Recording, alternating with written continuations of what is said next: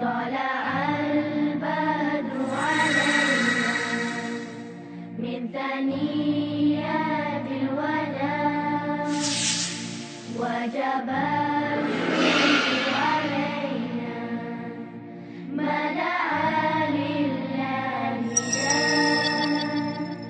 ما دعا لله.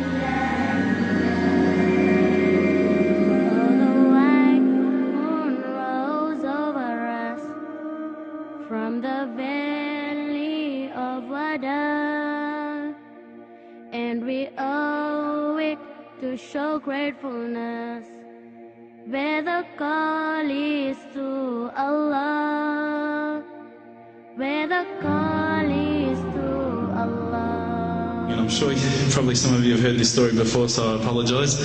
I'd lit a candle,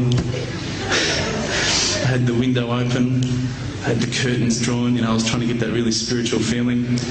It was a nice summer night in Melbourne, as summer as it can get in Melbourne, and I was sitting there thinking, this is it, this is the night. I'd been, investigating all the spiritual proofs, all the scientific proofs about the fact that the mountains are the pegs, about, how the embryo develops inside, the woman, all these amazing proofs, but I still needed that little push. It's like I was on the edge of a cliff, I was ready to jump, I just needed a push. So I was sitting there, it was very quiet. I was reading Quran, and I stopped. I said, Allah, this is my moment. This is the time I'm about to jump into Islam. All I need is just a sign. Just a little sign, nothing huge, maybe a bolt of lightning. Maybe half the house could fall down or something, just small. Small for you, man. You created the earth, come on. So I sat there. I was waiting for the candle to start lighting up to 4 metres high like in the movies. And I go, okay, go. And subhanAllah, nothing. Absolutely nothing happened.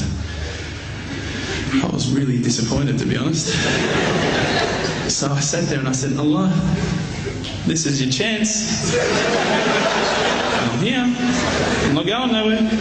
I'll give you another chance. Okay, maybe you were busy. I know it's daytime over the other side of the world. There's a whole lot of stuff going on. Maybe this time it could just be like a car backfiring. Something small. All right, half the house, the candle. Let's forget that. A bird could fart outside. I don't care. Just anything. So I said, okay, go. And subhanAllah, absolutely nothing happened. And I mean, I couldn't have even said, oh, that was it. That creep just then in the wall, that was it. Absolutely nothing happened. I was really disappointed. I was gutted. I was sitting there thinking, this is it, this was my last chance, Islam, and I haven't found it. I pulled back the Quran, I turned back to where I was reading. SubhanAllah, the very next verse on the next page, for those of you who ask for signs, have we not shown you enough already? Look around you, look at the stars, look at the sun, look at water. These are the signs for the people of knowledge. SubhanAllah.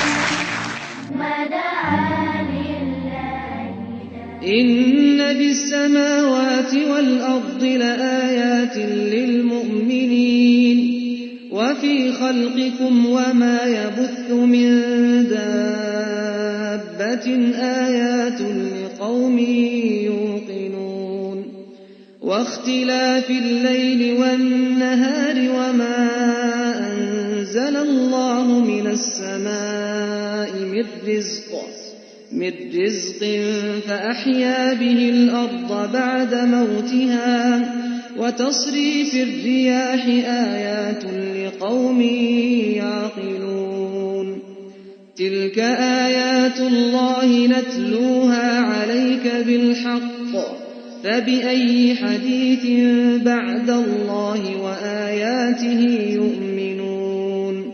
Oh, the white moon rose over us from the valley I threw the doona over my head and I pretended I was asleep. I was that scared because I couldn't believe how arrogant I'd been to want my own specific sign when all the signs had been there for me all along.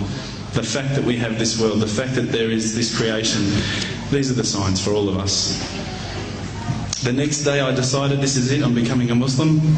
I've been investigating Islam now for probably about 6 months, to be honest. I went in and I said to myself, this is it, I'm going to make shahada. I had no idea what I had to say, I had no idea what the words were. It was probably close to Isha prayer, so it would have been, 7, 8 o'clock at night. I went in and I couldn't believe it. There was about 1,000 people at the mosque. I thought, subhanAllah, look at this religion. Look at how strong they are. It was the first night of Ramadan.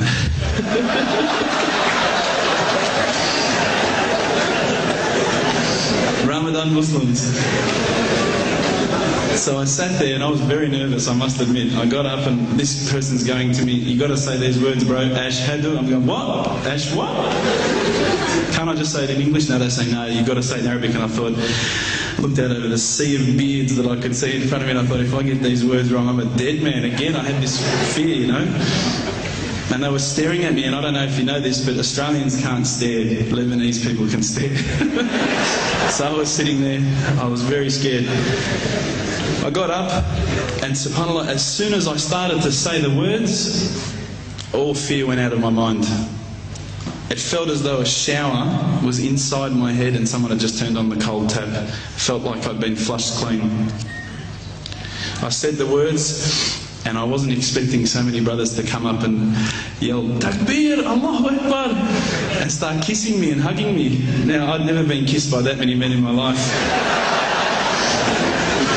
But it was a beautiful day, I must admit. And that day was the day that I had more brothers than I could ever imagine, more sisters as well.